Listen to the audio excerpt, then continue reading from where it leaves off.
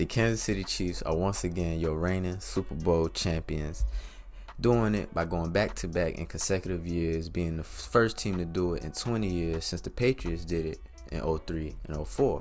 We all saw in an overtime thriller beating the San Francisco 49ers 25-22 in an electric all-time classic of a Super Bowl game, and which left for people with a lot of answers and a lot of questions regarding both teams, a lot of players, a lot of situations.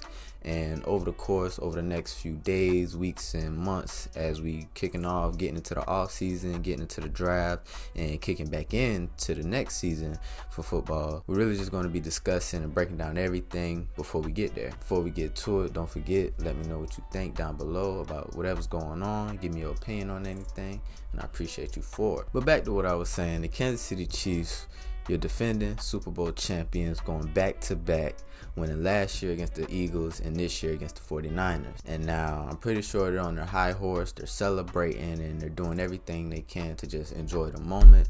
But as we know, football, and especially the NFL, is a ever-changing and a endless cycle of what's next, and what's next.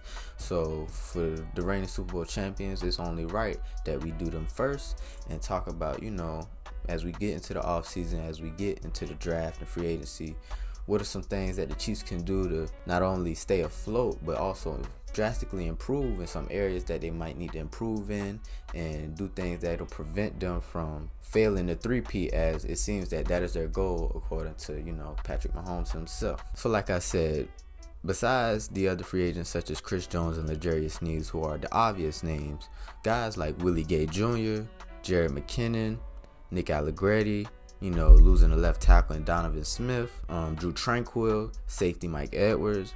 Those are just a few guys, even defensive tackle Derek Nottie. Those are a few guys who are played key roles on the team. Maybe not be the most eye-popping names, but those are guys who played insurmountable roles on that team and fit their role so well that allowed not only this defense to be so great and propel them to winning the Super Bowl, but to the overall cog of the team and propelling them to go back-to-back in the continuity they provide. So with all those guys being pending free agents, keeping those in mind, I think the main factors that they should try to re-sign Chris Jones and Sneed. Now, I think those are two obvious things that they're probably not going to be able to do and build out the rest of their roster in a proper way. So I think the most likely thing is Chris Jones could potentially walk, and I think it is possible that if they do re-sign Chris Jones, they will have to tag and trade Sneed, which I'm not sure they would do, but I wouldn't be surprised if both of them somehow end up leaving the team, or they keep one of them and the other one walks or gets traded. So those are two things that you have to keep in mind. And with some of the other positions, like I said, I think signing Drew Tranquill will be huge. I think potentially re-signing Willie Gay Jr. could be huge, because he was a great interior linebacker for them and tackler for them. But I don't know how much money he's going to demand, and I don't know how much money they're going to be willing to give him. And that's something you have to keep in mind. Once again, also safety Mike Edwards. I feel like he was a great pickup for them this past offseason. He was a guy who I think in his spots, made some great plays for them and was a good depth piece for them. And now looking at some of their obvious holes, as some would think, as the majority of the public and the media pinpoints, is their receiving core.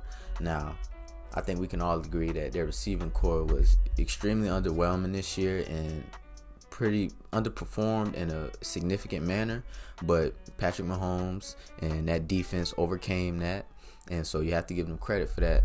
But a lot of people are jumping the gun and saying that this next offseason they should go out and sign a big wide receiver. They should go out and sign a very high profile, high name, high caliber wide receiver, which I don't think is going to be the thing that they're going to be mainly worried about right now, because I think these past 2 seasons they've shown that they've been able to work out and work around this makeshift wide receiving core, and I think they're slowly just going to build that over time, through the draft and through free agency. And I don't think they're going to attempt to make any significant level splash, especially this offseason. I don't expect that, especially with their cap situation and with some of the free agents that they have to prioritize.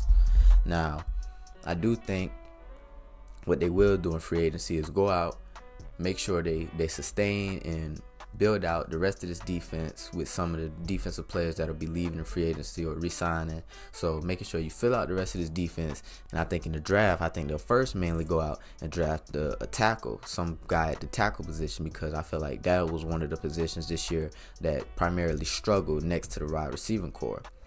Now, I think after a tackle, then they will look at, getting another receiver, drafting maybe a receiver or two throughout the entire draft, because I'm pretty sure they have 5 overall draft picks throughout the entire 7-round draft.